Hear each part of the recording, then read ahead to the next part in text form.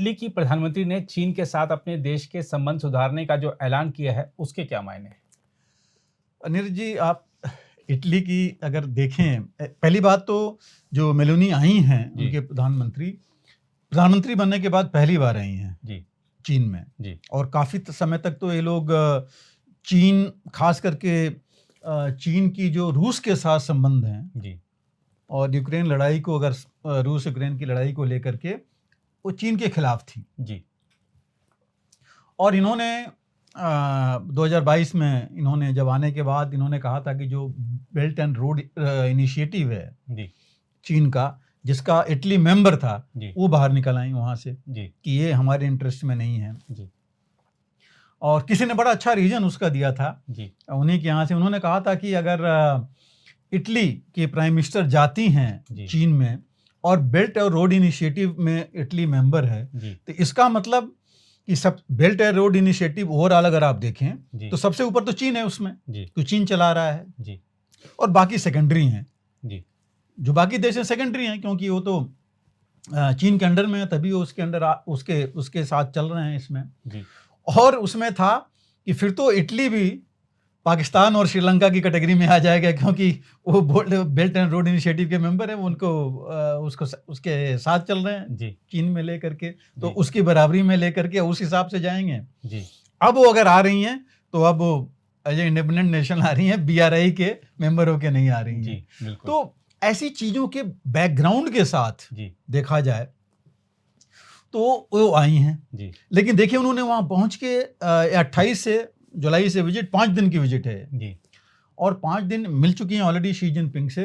तो उन्होंने बोला क्या है कि I am here to relaunch my this friendship और रीलॉन्च और इनिशिएटिव विद चाइना, कि चीन के साथ संबंध दोबारा मतलब रीलॉन्च कर रहे हैं, सुधार रहे हैं। तो रीलॉन्च करने का मतलब कि उनको भी कुछ जरूरत है, तभी ये रीलॉन्च हो रहा है।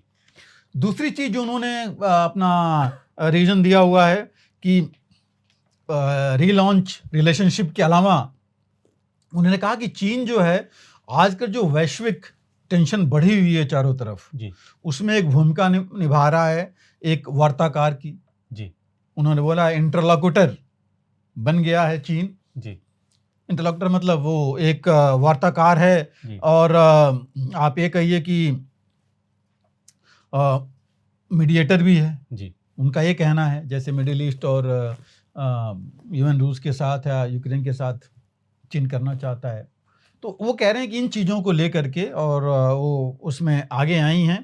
और जहाँ तक इनकी बात, इन्होंने सिर्फ एक 3 एग्रीमेंट साइन किए, एक 3 ईयर प्लान का एग्रीमेंट साइन किया है आपस में।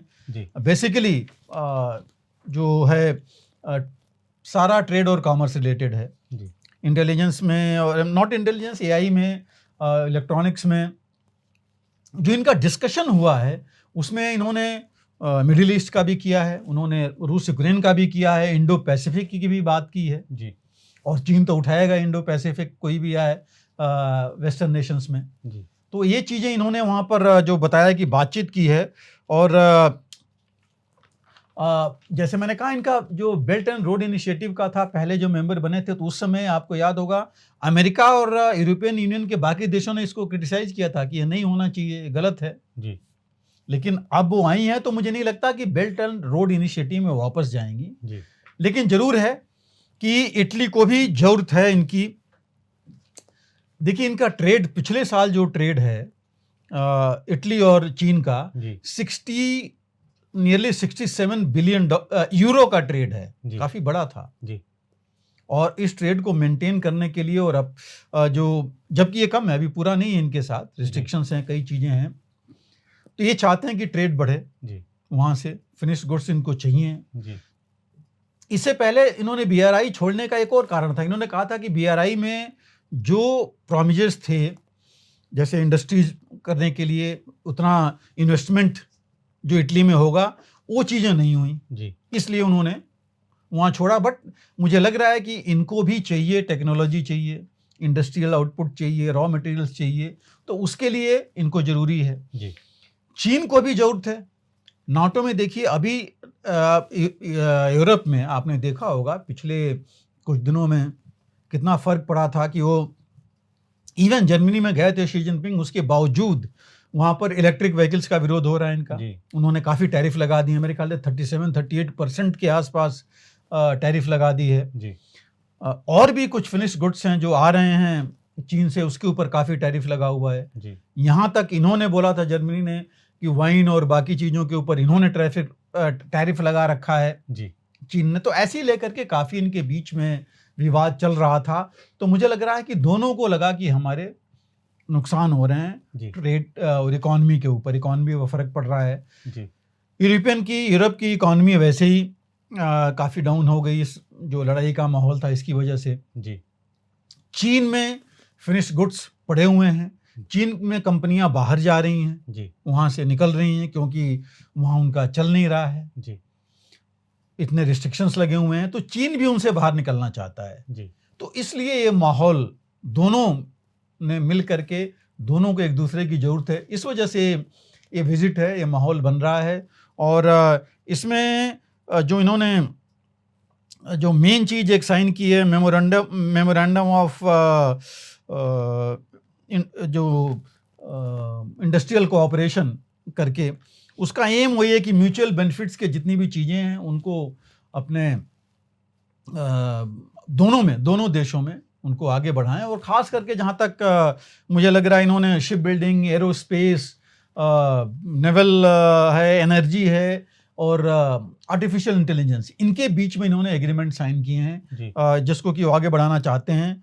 और इन्होंने एक 3 ईयर प्लान बनाया हुआ है जिसको ले करके चलना चाहते हैं, फिर उसको रिव्यू करेंगे उसके बाद। तो जैसे मैंने कहा दोनों को एक दूसरे की ज़रूरत है।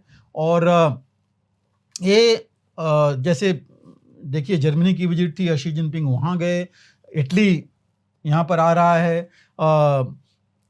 अमेरिका, इवन यूके में मांग चल रही है जी कि भाई इम्प्रूव कीजिए रिलेशंस जी, क्योंकि सबको जो है उनकी इकॉनमी डावाडोल हो रही है जी। और चीन तो चाहता ही है क्योंकि वो मैन्युफैक्चर कर रहा है, बाहर नहीं जा रहा है, उसको तो मुश्किल है जी, बिलियंस ऑफ डॉलर्स का फ़र्क पड़ रहा है।